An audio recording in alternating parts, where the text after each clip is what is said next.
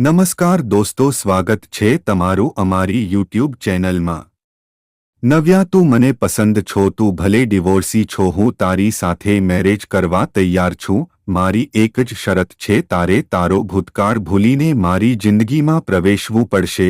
તારા પ્રથમ લગ્નજીવનની એક પણ વાત, વસ્તુ કે ઘટનાને ક્યારે યાદ ન કરવાનું તું વચન આપતી હોય તો જ હું। સામીપ્ય આખું વાક્ય બોલ્યા વિના જ અટકી ગયો અને નવ્યાના મુખ પરના ભાવોને અવલોકી રહ્યો। નવ્યા 3 વર્ષનું લગ્નજીવન ભોગવીને એક દીકરીની જનેતા બની ચૂકેલી સ્ત્રી હતી, તો પણ કુંવારી હોય તેવી કામ્યા લાગી રહી હતી। એના અનંત સૌંદર્યના લીધે જ તો સામીપ્ય પોતે કુંવારો હોવા છતાં નવ્યાને અપનાવવા તૈયાર થયો હતો। સામીપ્ય નહોતો ઈચ્છતો કે પોતાના દાંપત્ય જીવનમાં નવ્યાના અતીતનો લગીરે પડછાયો પડે। જો નવ્યાની દીકરી આંગળિયાત બનીને સાથે આવે તો નવ્યાનો પ્રેમ 2 ભાગમાં વિભાજિત થઈ જાય। ભવિષ્યમાં પોતાનું સંતાન થશે ત્યારે પણ આવું થવાનું જ, પણ એ સમયની વાત અલગ હશે।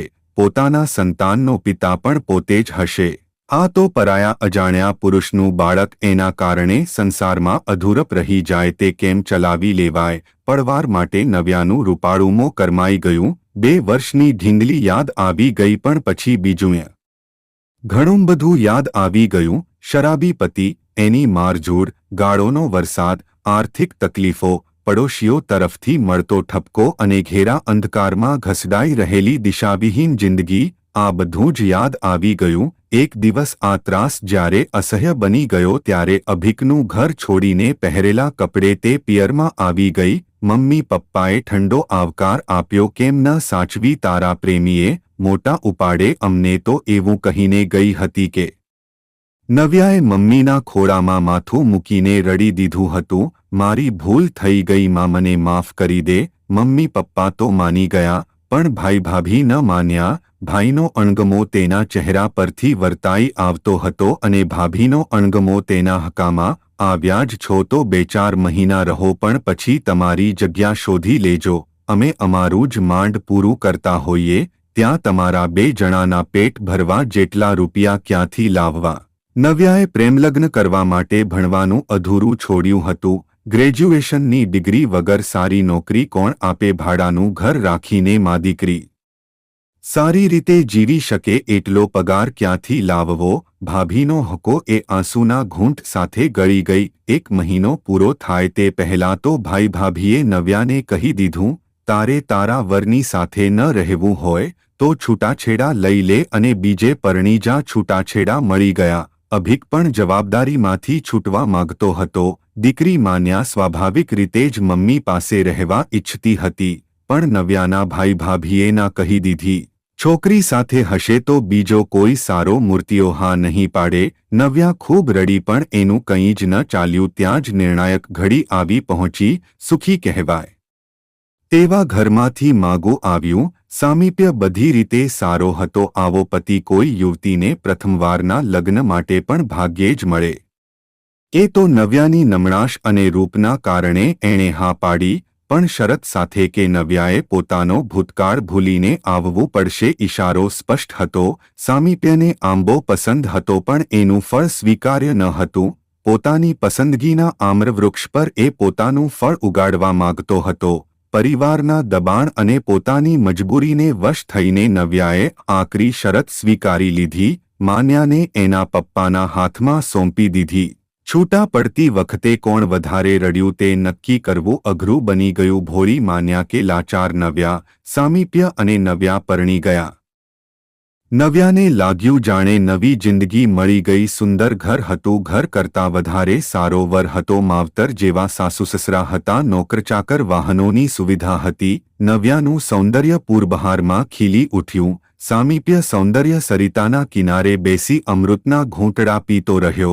સુખના સમયમાં એવો એક પણ દિવસ ગયો નહીં હોય જ્યારે નવ્યાને પોતાની દીકરી યાદ ન આવી હોય, પણ એ જાણતી હતી કે એણે વચન પાળવાનું હતું। છાતીમાં ધારદાર છરી ભોંકાય તો પણ ચહેરા પર પીડાની એક રેખા સરખી દેખાવા દેવાની ન હતી। લગ્નને 1 વર્ષ પૂરું થાય તે પહેલાં નવ્યાએ દીકરાને જન્મ આપ્યો, સામીપ્યની ખુશીનો પાર ન રહ્યો, દીકરો નસીબદાર હતો, માતા પિતાના સ્નેહના વરસાદમાં ભીંજાતો રહ્યો અને મોટો થતો રહ્યો. સામીપ્ય બારીક નજરથી નવ્યાનું વર્તન નોંધતો હતો.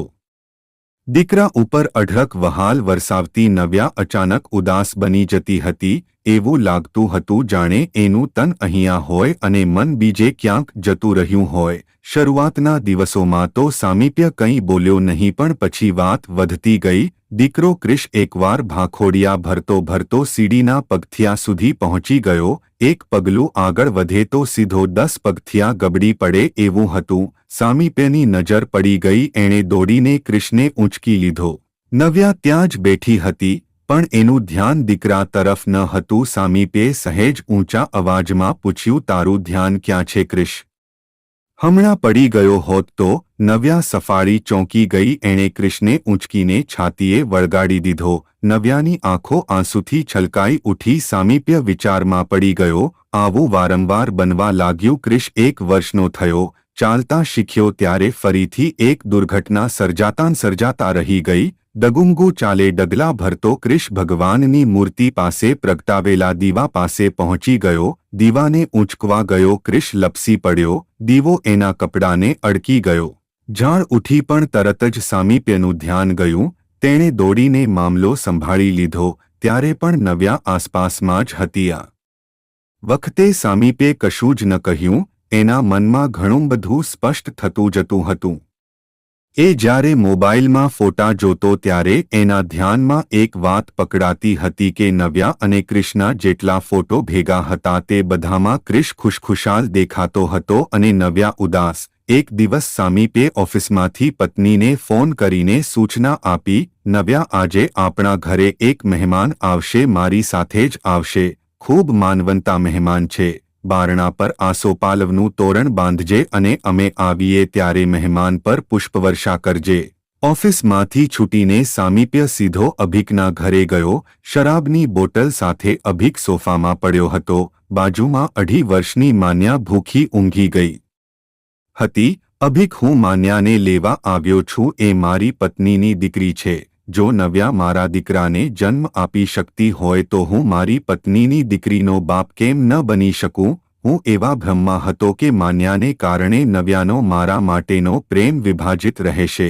હવે હું જોઈ શકું છું કે માન્યા ન હોવાના કારણે નવ્યા મારા દીકરાને સંપૂર્ણપણે ચાહી શકતી નથી. તું કોર્ટમાં જવાની ભૂલ ન કરતો, હારી જઈશ. આટલું બોલીને સામીપ્યે ઊંઘતી માન્યાને ઊંચકી લીધી અને ઝડપભેર ત્યાંથી નીકળી ગયો. આસોપાલવનું તોરણ બાંધીને પતિના આગમનની પ્રતીક્ષા કરી રહેલી ન યાને કલ્પના સરખી પણ ન હતી કે પતિ કયા મહેમાનને લઈને આવવાનો હતો.